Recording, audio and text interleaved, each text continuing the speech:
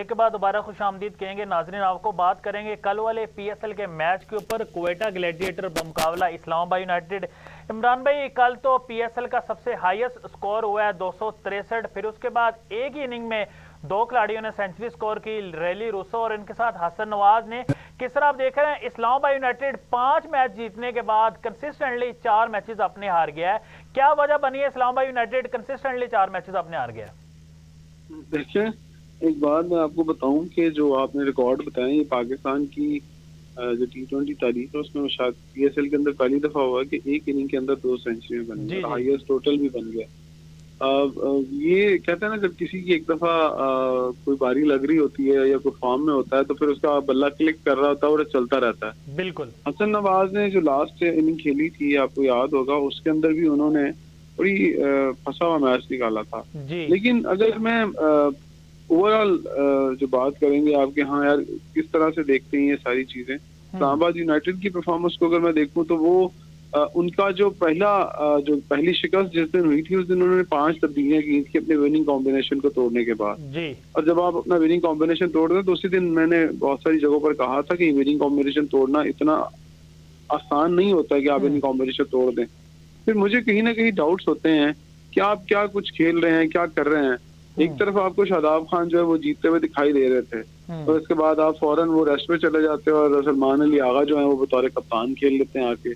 फिर वो शिकस्तों का सिलसिला शुरू हो जाता है। इसका मतलब है कि आप ये साबित करना चाहते हैं कि पहले ये बताना चाह रहे हैं कि जो शादाब खान थे उनकी कप्तानी में टीम मुसलसल जीतती चली आ रही थी और जैसे ही सलमान अली आगा आए हैं और टीम शिकस्त खा गई और इस्लामाबाद यूनाइटेड जो है वो बाहर हो, ये तासुर देना चाहे। दूसरी तरफ मुझे सलमान अली आगा एकदम बैकफुट पर जाते हुए क्यों दिखाई देते हैं?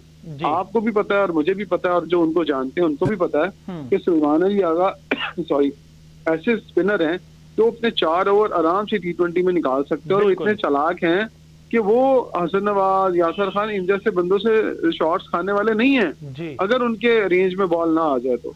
लेकिन वो 1 ओवर करते हैं, वो 2 ओवर करते हैं, उसके बाद वो रुक जाते हैं। फिर कल वाला मजाक मुझे समझ में नहीं आया, आपको भी शायद समझ में नहीं आया होगा कि आप मोहम्मद नवाज को खिलाते हैं बिल्कुल as a left arm spinner जी, उसके बाद आप उनको भेजते हैं 5वें नंबर पर बैटिंग करने के लिए और उनसे ओवर करवाते हैं लास्ट के ऊपर जाकर। मोहम्मद शहजाद को हमने जो ना 1 डाउन भेज दिया, आगा सलमान खुद 2 डाउन आ रहे हैं। बैटिंग ऑर्डर की भी समझ नहीं आती इस्लामाबाद यूनाइटेड में। जब जिसका जो दिल करता है वो कोई भी नंबर चेंज कर सकता है अपना। मैं उसी तरफ आ रहा था ना। मुझे फिर डाउट इन चीजों पर क्यों होता है कि आप कुछ कर रहे हैं उल्टा सीधा। क्या आप कहते हैं तू चला जा, ये को मोहल्ले का मैच नहीं हो रहा है। बिल्कुल, जैसे क्लब क्रिकेट का मैच भी इससे अच्छा होता है और अच्छी प्लानिंग के साथ खेला जाता है। आप तो मोहल्ले के जो क्रिकेट है उससे भी आप गए गुजरी प्लानिंग के साथ इस्लामाबाद यूनाइटेड की टीम अगर खेल रही है तो हम तो पहले बातें करते थे यहाँ पर मुल्तान की टीम को। मुझे तो समझ नहीं आ रही कि इस कॉम्बिनेशन के साथ इन्होंने क्रिकेट खेलनी थी तो ये 10 पॉइंट कैसे हासिल करके बैठे हैं अब तक। तो मुझे लगता है कि कुछ उल्टा सीधा चल रहा है इस्लामाबाद की टीम के अंदर। ये खबरें आपको बाद में मिल जाएंगी कि हो क्या रहा है। अच्छा, और अगर जी मैं थोड़ा सा एक और बात बताऊं कि मुझे बताएं कि Imad Wasim left arm spinner, उसके बाद नवाज लेफ्ट आर्म स्पिनर, आपके पास सलमान अली आगा, कौन सी ऐसी जो पिचेज आपने बना दी हैं जिनके ऊपर आपको इतने स्पिनर की जरूरत पड़ गई है कि आपके स्पिनर भी वहां पर बॉलिंग कर रहे हैं। तो ये फिर जो चीजें हैं ना, ये कहीं ना कहीं आपको शक में डालती हैं कि आप फिर इस तरह की नेगेटिव बात करें और वो टेक्निकल बातें करने पर मजबूर हो जाएं कि नहीं यार कर क्या रहे हैं। तो मुझे लगता है कहीं ना कहीं सलमान अली आगा और शादाब खान के दरमियान को जो इख्तलाफ आते हैं वो शिद्दत इख्तियार करते हुए दिखाई देते हैं। अच्छा इमरान भाई, जानना चाहूंगा आजम खान को जो ना हमने काफी ज्यादा चांसेस दे दिए हैं। हमने देखा कल वाले मैच में क्या पूरे पीएसएल एक्स के अंदर कि आजम खान की फिटनेस जो पहले कुछ बेहतर थी, फिट तो वो कभी भी नहीं थे, लेकिन इतनी ज्यादा बुरी विकेट कीपिंग की, टांग की तरफ बॉल वो साथ भी जाता है तो वो डाइव नहीं करते हैं। हमने देखा है कल इतने उन्होंने बॉल जो है ना फंबल किए, ऐसे लग रहा था विकेट कीपर नहीं है आजम खान, गोल कीपर है। फिर अगर हम बैटिंग की बात कर लें तो कोई खातर का परफॉर्मेंस नहीं। पीएसएल एक्स के अंदर उनका 30 सबसे ज्यादा जो है ना हाईएस्ट स्कोर है। तो इसके ऊपर आप क्या कहना चाहेंगे आजम खान की फिटनेस के ऊपर और जो आजम खान की इस टाइम परफॉर्मेंस है? भाई मैं तो फिर यही कहूंगा कि जिस बंदे को पहले भी आजम खान की फिटनेस दिखाई दे रही थी उनका उसके दिमाग का भी टेस्ट करवाएं और उसकी आंखों का भी टेस्ट करवा लें, ठीक है। और रही बात आजम खान की पीएसएल के अंदर ड्राफ्टिंग के अंदर नाम आ जाना 250 प्लेयरों के अंदर, वो भी एक बहुत बड़ा सवालिया निशान है कि इसका भी पूछना पड़ेगा पाकिस्तान क्रिकेट बोर्ड को कि आप किस इंटरप्ट कर रहा हूं, आपको याद होगा जब पहले दफा पिक किया था क्वेटा ग्लैडिएटर ने, तो आपको याद होगा कि आजम खान साहब हैं जो उन्होंने कहा था कि आप क्रिस गेल को भूल जाएंगे कि इतने लंबे लंबे छिक्के जो है ना आजम खान मारते, तो किधर गए इनके छिक्के? भाई देखो, हमने तो तारीख में बड़े बड़े प्लेयर भूल गए। आजम खान कुछ करके दिखाते तो हम उनको याद भी रखते, लेकिन वो उनका माशाल्लाह से जिसामत ही ऐसी है कि हम उनको भूल नहीं सकते। वो करैक्टर ही ऐसा है कि आप उसको नहीं भूल सकते हैं। वो करैक्टर इस तरह का बन गया पाकिस्तान क्रिकेट टीम के अंदर कि मैंने अपनी जितना भी क्रिकेटिंग करियर है या जर्नलिज्म करियर है, मैंने पाकिस्तान की तारीख में इतना हैवी वेट प्लेयर कभी देखा नहीं है। मुझे अच्छी तरह याद है मुल्तान सुल्तान से जब मैं मुल्तान की जब टीम से खेलते थे रिजवान सत्तार, आपको याद होगा या आपने नाम कभी सुना होगा, वो राइट हैंड बैट्समैन थे, उन्हें इंजमामुल हक से भी अच्छा प्लेयर कहा जाता था। उनका वेट जो था वो इनसे बहुत ज्यादा था। वो खेला करते थे क्रिकेट। जब मैं डेरा गाजी खान से खेला तो वो खेले थे, आई थिंक सो बहावलपुर से खेले थे, तो उनकी टीम वो लगते थे कि यार हाँ ये बड़े हैवी वेट है। उसके अलावा मैंने नहीं आज तक पाकिस्तान में इतना हैवी वेट प्लेयर कहीं भी खेलते हुए देखा। लेकिन इसके बारे में कुछ सोचना चाहिए मोइन खान साहब को कि आपके बेटे को अगर कोई खिलौना पसंद आ गया है तो आप उन्हें खिलौना ले दें, लेकिन पाकिस्तान की क्रिकेट को खिलौना मत समझे। पाकिस्तान की क्रिकेट कोई खिलौना नहीं है कि जिस बच्चे का दिल करे आप उनके हाथ में पकड़ा दें। सबसे बड़ा कसूर पाकिस्तान क्रिकेट बोर्ड का है, पाकिस्तान क्रिकेट बोर्ड का और पाकिस्तान क्रिकेट को चलाने वाले उन लोगों का जिनको जरा शर्म नहीं आई ये करते हुए कि यार वो बंदा जो डिजर्व नहीं करता है फिटनेस के लिहाज से। आप तो कहते हैं कि सबसे पहला क्राइटेरिया आपका फिटनेस है, तो बताएं ना यो टेस्ट क्लियर कर सकता आजम खान? कभी भी नहीं। अगर ये आजम खान यो टेस्ट क्लियर नहीं कर सकता तो भाई तो फिर ये किस तरह से तमाम टीमों की तरफ खेल गया, किस तरह से पाकिस्तान टीम में आ गया? तो इसका मतलब है आप ये कहना छोड़ दें कि आपके पाकिस्तान के अंदर जो है वो मेरिट के ऊपर सिलेक्शन होती है। आप पाकिस्तान में ना सिलेक्शन टीम खिलाड़ियों की मेरिट पर होती है, ना वो जिन सीटों पर लोग बैठे हुए हैं ना उनकी तैनाती मेरिट के ऊपर होती है। इस सारे का सारा जो खेल है इस वक्त एक सिफारिश का एक डंडा है उसके ऊपर खड़ा है, जिसको जब भी नीचे से हिलाओ धड़ाम करके पूरे का पूरा सिस्टम नीचे गिर जाता है। फिर आप किस तरह से कह सकते हैं कि आपकी टीम जो है मुख्तलिफ फॉर्मेट के अंदर 5वें नंबर पर, 7वें नंबर पर और 8वें नंबर पर खड़ी? अच्छा इमरान भाई, जानना चाहूंगा मोहम्मद आमिर इंजरी के बाद वापस आते हैं, 2 ओवर 6 रन और 3 खिलाड़ी आउट कर देते हैं। रिटायर होके भी इतनी अच्छी परफॉर्मेंस हमारा कोई यंगस्टर प्लेयर इस तरह की परफॉर्मेंस नहीं दे पाया अभी तक। देखें, दो चीजें दोनों तरफ से गलत हैं जी। एक तो मोहम्मद आमिर का बेजा बोलना जी।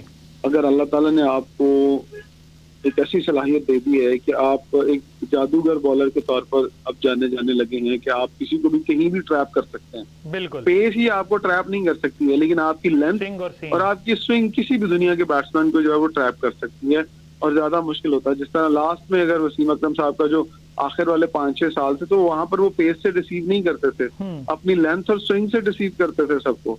यही वो क्वालिटी इसके अंदर आई है। लेकिन मोहम्मद आमिर का ये कहना कि वो अब नेशनल यूके के हैं तो जाके आईपीएल खेलने को तरजीह देंगे, इस तरह की बातें, फिर ये बात साबित करती है कि माजी में जो आपने किया था पाकिस्तान के लिए लॉयल नहीं थे आप। फिर तो प्लेयर वाली बहुत सारे ऐसे हैं जो दुनिया में परफॉर्म करते हैं और इनसे भी अच्छे बॉलर हैं। कोई भी प्लेयर पाकिस्तान से बड़ा तो नहीं ना, पाकिस्तान सबसे पहले है। मैं उधर ही आ रहा था। और ये अगर वो पाकिस्तान के लिए अच्छा नहीं बोलते तो क्या पाकिस्तान के जो लोग हैं जो क्रिकेट को देख रहे हैं, क्रिकेट को चला रहे हैं, क्या उन्होंने कभी सोचा कि मोहम्मद आमिर को बैठ के समझाया जाए, इनको कहा जाए कि नहीं यार हमने आपके साथ, अगर आपने एक वक्त में बुरा किया था तो हमने आपके लिए स्टैंड लिया था, लेकिन आज पाकिस्तान के लिए आपको स्टैंड लेना पड़ेगा, हम आपको टीम से नहीं निकालते। अच्छी बुरी परफॉर्मेंस तो होती है। ये आप बाबर के बारे में तो कह सकते हैं ये टैलेंट बड़ा है, लेकिन आज उसका बैड पैच है। तो क्या मोहम्मद आमिर के पास अगर थोड़ा इससे में बैड पैच आ गया था तो आपने उसको इस तरह से बाहर निकाल दिया था अपने चंद लोगों को टीम में रखने के लिए, जिनका आपको भी पता है लेफ्ट आर्म फास्ट बॉलर्स की मैं बात कर रहा हूँ, तो जिसमें वहाब रियाज का भी जिक्र आता है, जिसमें शाहीन शाह अफरीदी का भी जिक्र आता है, फिर और भी 1-2 फास्ट बॉलर लेफ्ट आर्म आए। आपने कहा हमारे पास बड़े लेफ्ट आर्म फास्ट बॉलर है, फारिग को रहनू यार, साइड पे को रहनू जी। आपने कभी घर में अपना बिगड़ा हुआ बच्चा निकाला है कभी घर से बाहर? नहीं। आप अपने बच्चे को समझाते हैं, उसकी गलती को इग्नोर करने के बाद कहते हैं बेटा नहीं ये काम नहीं, इसको इस तरह से करना, और वो समझ जाता है। आपका प्रॉब्लम ये रहा है पाकिस्तान क्रिकेट बोर्ड का कि जिस बच्चे ने आपका काम खराब किया या आपके साथ जिद लगाई, आपने बजाय उसके समझाने के आपने उसको उठा के बाहर फेंक दिया। नुकसान किसका हुआ? उसका तो हुआ ही हुआ, लेकिन आपकी क्रिकेट का भी हुआ। उसकी 3-4 मिसालें, बल्कि ज्यादा मिसालें हैं। अहमद शहजाद को ले लें, उमर अकमल को ले लें, आप उस्मान कादिर को ले लें, इन तमाम लोगों को देख लें, ये कहाँ गए? ये सारे लोग नाराज होके चले गए ना, आपका सिस्टम छोड़ के चले गए। किसका कसूर गया? उनका तो चले कुछ हुआ ही हुआ, आपकी क्रिकेट का भी बेड़ा गर्क हो गया सारा, आपका भी टैलेंट वेस्ट हो गया। फिर इन चीजों को देखते हुए बहुत सारे प्लेयर मुतनफर भी हुए, उन्होंने सिस्टम को छोड़ना शुरू कर दिया। हर किसी की प्रायोरिटी आज क्या है आप बताएं मुझे? फर्स्ट क्लास के अंदर हर किसी की प्रायोरिटी है मैं 5-7 मैच खेलूं और मैं यहाँ से निकलूं, मैंने यहाँ कुछ नहीं करना, मैंने इस मुल्क में रहना ही है।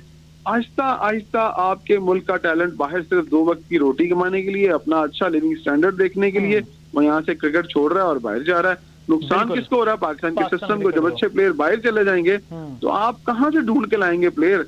आज लाहौर के अंदर माँ बाप अपने बच्चों को क्रिकेट खिलाना पसंद नहीं करते, ना खिलाना पसंद करते हैं, ना वो अफोर्ड कर सकते हैं। और बताए ना खेलने के लिए कहाँ भेजे? उन अकेडमीज के अंदर जहां सिर्फ पैसा कमाना प्रायोरिटी रह गई है, जिसमें सिर्फ पैसा कमाया जाता है, इसके अलावा कुछ कमाया नहीं जाता। वो क्रिकेटर जिन्होंने पाकिस्तान के लिए 100-100 मैचेस खेले, 200-200 मैचेस खेले, आज वो अकेडमियां बनाकर बैठ गए हैं मुख्तलिफ जगहों के ऊपर। कोई इस शहर में बैठा है, कोई उस शहर में बैठा है, कोई वहां जाकर बैठ गया।